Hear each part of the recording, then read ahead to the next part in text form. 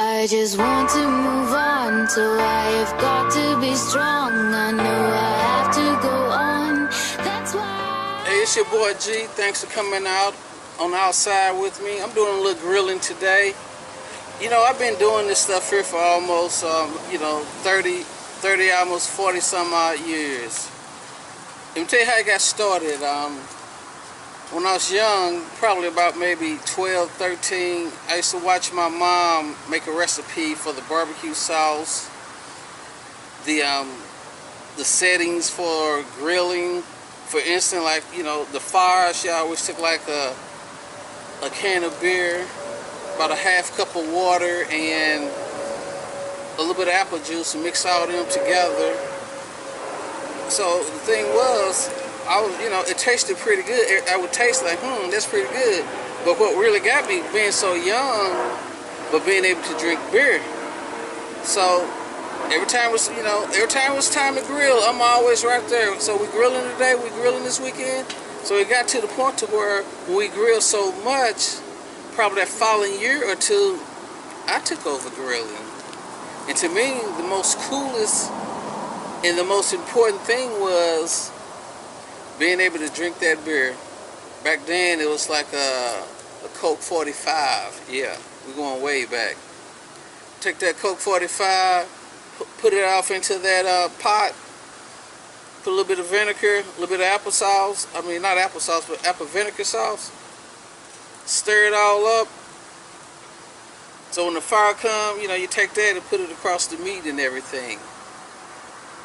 But I got to the point to where I just started, I put half of the beer in there and drink the other half, Plus, when you're the griller, it's like saying you're a chef.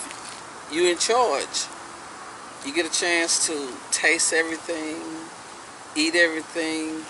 And let me tell you, there's like 5 of us. The ribs, the pork chops, the Polish sausage. Every time something got done and I'm grilling, I'm right there eating it. You got the tips on the end of the ribs. Look, I'm automatically tearing that off. Every weekend we grilling. Every holidays.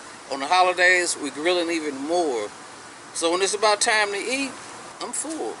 It's like now I look back and I think about all that stuff. Back then, it was just trying to sneak and do something. Trying to drink a beer, the girls like that when you grilling. I bring a girl over, show what I can do, and I thought I was the man. I'm being able to grill, cook. I'm the man. Who wouldn't want me? Who to say? But that's why all my grilling started right there. On the holidays, it came to the point to where I was the guy. I'm the one who did all the grilling. I'm 16 years old. I'm grilling ribs. I'm grilling pork steaks, pork chops, rib tips, you name it, everything. I did that. Now, it's like a piece of cake. I set my grill to how it is. I don't need the beer and all that stuff no more, because the way I grill, I'm not going to get a fire. I learned how to capitalize on the game when it came to grilling. Got this grill right here, probably about 8 years old. Once I get everything set up, you can see it's slowly cooked. I can go in the house, I can go to the store and come back, and I'm not going to catch a fire. It's going to cook real slow. Nice and slow. So when everything cooked nice and slow, it's tender and juicy. Everything I do, I give it 100%. When I come out here to grill, I'm trying to make, everybody smile. Everything they eat, the sauce, eat it down to the bone or whatever. Only thing I want to see is the plate. How much food is left on the plate. That tells me whether the food is kicking it or not, My family always tell me I should open up a little shop or, sell my barbecue sauce and stuff like that. But certain things I'm kind of, I don't know, secretive about. Maybe I get that from my mom, I can remember being real small, and my mom, you open up the kitchen cabinet over there, she got all her spices. in mason jars. Probably 12, 13 mason jars. But you know what? There's not one label on none of them. Even though she knew what everything was. And to me, I'm kind of like that, you know. Rather than, you know, here's the spices I put on my chicken, my ribs, or whatever. I don't know, for some odd reason, that's always been like a secret to me. Like, I just can't give that out. So, I don't know, maybe within the next day or two, I'll think about it, but more than likely, I doubt it. That's just something, maybe I'll give it to my kids to pass on for them to do something. But being able to cook and grill, you know, to me, it's seriously a job that, I guess it's like being an athlete. If you like to play football, me, I like cooking. I like trying new things. When it comes to grilling, hey, count me in no matter what. You know, my mom, my dad, they died when I was about 8 years old. My mom died of she had a tumor right by her windpipe. They got big and cut off her air circulation. You know, when she died, about a month later, my dad died. My mom died in June, and my dad died in July, a month apart.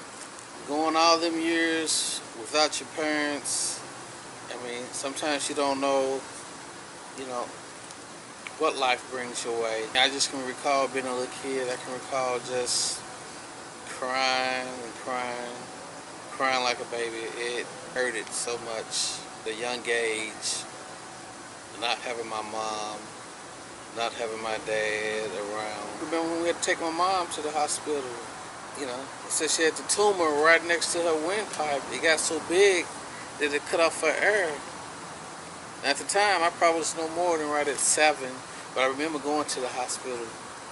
I remember the doctor saying that, you know, she was going to be okay. Everything was going to be all right. After we went back home, we got a phone call. My dad ended up going back to the hospital. We ended up staying back.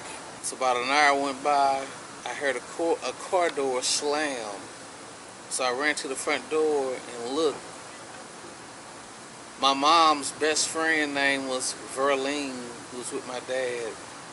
I just saw her crying. I ran back and I told my brother, I said, you know, Mama's dead.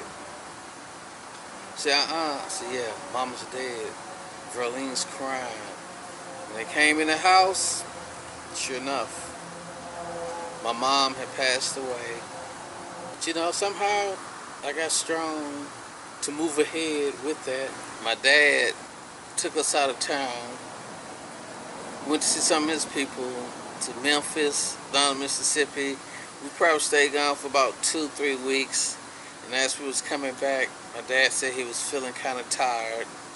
So as he was feeling kind of tired and everything, also I forgot, his best friend named Ernest went with us. You know, Ernest did everything for my dad. It was like having another son, having another brother.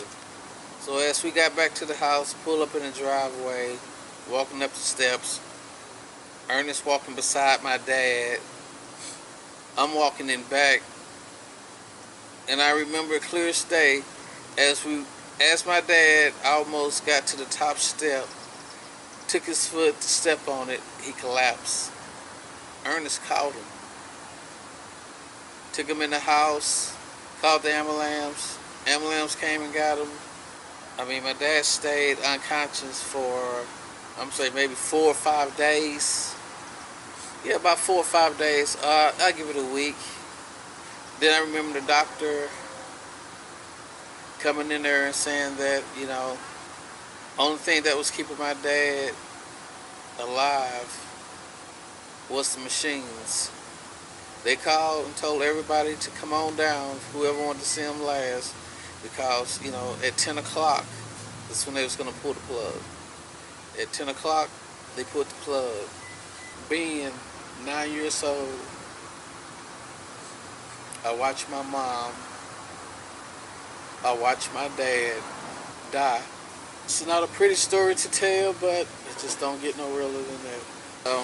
With that there, I'm going to close out. Thanks for watching. Please give me a thumbs up and subscribe. Have a great day. Bye. I just want to move on, so I've got to be strong. I know I have to go